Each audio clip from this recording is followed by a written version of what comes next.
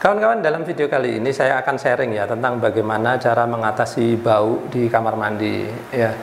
Nah, sebelum kita melakukan tindakan menghilangkan bau di kamar mandi, kita harus tahu dulu sumber bau tersebut ya. Karena beda sumber maka akan beda tindakannya ya. Nah, salah satu sumber bau di kamar mandi yang pertama yaitu dari kegiatan kita waktu buang air ya. Nah, tentu saja yang pertama ini bisa diatasi dengan cara memasangkan exhaust fan misalkan, atau menambahkan ventilasi udara di kamar mandi. Nah, tentang ini nanti kita akan bahas belakangan ya. Nah, ada sumber bau kedua yaitu dari lubang pembuangan air ya kawan-kawan. Loh, kenapa lubang pembuangan air kok bisa menimbulkan bau?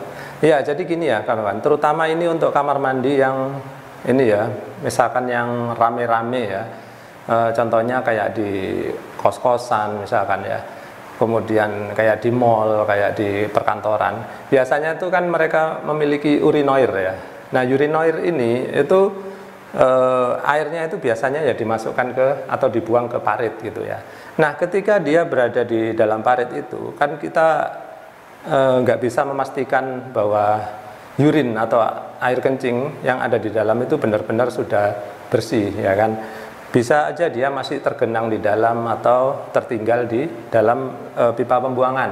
Nah, kemudian bau yang ada dari pipa pembuangan ini bisa aja naik ke permukaan ya. Jadi melalui lubang-lubang atau saringan pembuangan air ya, atau biasa disebut floor drain ya.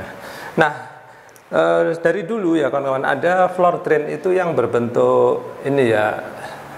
Bentuknya itu kalau dibilang itu adalah bentuk layar angsa ya, yang mana dia membuat genangan air sehingga kemudian bau yang ada dari dalam pipa pembuangan ya tidak akan masuk ke atas ya.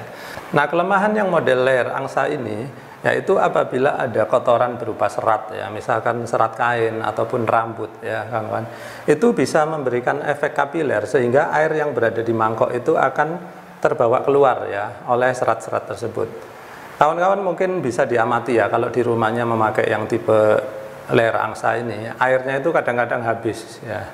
Seharusnya air itu kan tinggal di situ karena dia berfungsi untuk menyekat bau. Nah, kemudian ada model kedua yaitu yang akan saya bawakan sekarang ini ya. Ayo kita lihat dulu seperti apa barangnya. Nah, inilah dia floor drain yang saya maksud ya. Nah, ini bagaimana cara kerjanya? Ayo kita pelajari ya. Saya buka dulu. Ini sekedar tutup aja ya kawan-kawan untuk penghias. Nah, di sini ada saringan. Biasa aja kalau saringan. Nah, yang istimewa ada di sini kawan-kawan ya. Perhatikan. Nah, ini apa istimewanya? Kawan-kawan perhatikan ya. Ini di sini dia tertutup ya, kayak nggak ada saluran. Perhatikan tuh, kayak nutup itu. Nah, ini sebetulnya dia adalah saluran air, tapi dia baru terbuka kalau ada air. Perhatikan ya, kalau saya tarik di sini. Nah, seperti itu. Nah, sehingga ketika kita pasang seperti ini, ya, maka udara di dalam ya, yang bau itu tidak akan bisa naik ke atas ya.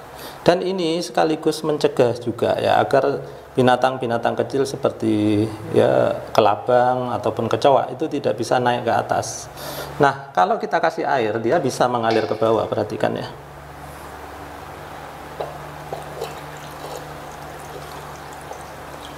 Nah, habis ya air ya. Nah, seperti itu. Jadi sangat praktis. Mungkin kawan-kawan bisa menemukan yang floor drain seperti ini di toko-toko bangunan di sekitar rumah kawan-kawan ya. Tapi memang bentuknya nggak harus seperti ini ya. Banyak sekali merek-merek atau bentuk-bentuk lain. Nah, seperti itu tadi ya kawan-kawan. Jadi itu salah satu pilihan floor drain yang bisa menghindarkan kita untuk mendapatkan bau dari lubang pembuangan. Nah, mungkin kawan-kawan bertanya ya, Pak, apakah dengan exhaust fan aja nggak cukup gitu ya. Nah, bayangkan gini ya kawan-kawan, ini saya buatkan gambarannya ya. Kalau kawan-kawan memiliki masalah udara berbau yang keluar dari saluran pembuangan ya, kemudian kawan-kawan berusaha menghilangkannya dengan exhaust fan misalkan. Nah, exhaust fan ini kan menarik udara keluar dari kamar mandi ya. Nah, udaranya seolah-olah bakal bersih nih karena ditarik keluar. Tapi ingat, namanya ruangan itu kan nggak bisa vakum ya.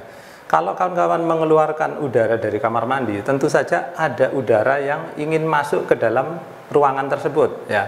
Nah, salah satu sumber udara yang masuk yaitu melalui lubang pembuangan juga. Jadi udara dari lubang pembuangan justru naik ke ruang kamar mandi ketika kawan-kawan memakai exhaust fan, ya, seperti itu. Nah, tapi kalau kawan-kawan memakai floor drain yang benar seperti yang tadi sudah saya peragakan, maka udara yang dari bawah itu nggak akan kehisap atau terbawa keluar ke ruangan kamar mandi, ya. Nah, tentu saja kalau sudah dipasang floor drain seperti ini, yang model seperti ini, itu kawan-kawan bebas untuk memakai exhaust fan. Karena apa? Udara yang dihisap keluar nanti nggak akan mendapat pasokan lagi dari lubang pembuangan, ya. Nanti dia akan mendapatkan pasokan dari pintu masuk, ya. Jadi dari pintu kamar mandi. Nah, kemudian peletakan exhaust fan, ya, kemudian posisinya dia di mana itu juga penting, ya, kawan-kawan. Exhaust fan tentu saja paling ideal dia itu berada di atas, ya, berada di plafon. Yang mana karena bau atau udara hangat itu biasanya selalu mengarah ke atas.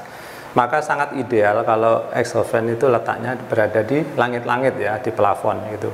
Nah, exhaust fan itu antara udara masuk sama exhaust fan, ya, itu peletakannya kalau bisa sejauh mungkin, ya, kalau bisa bentuknya diagonal, ya.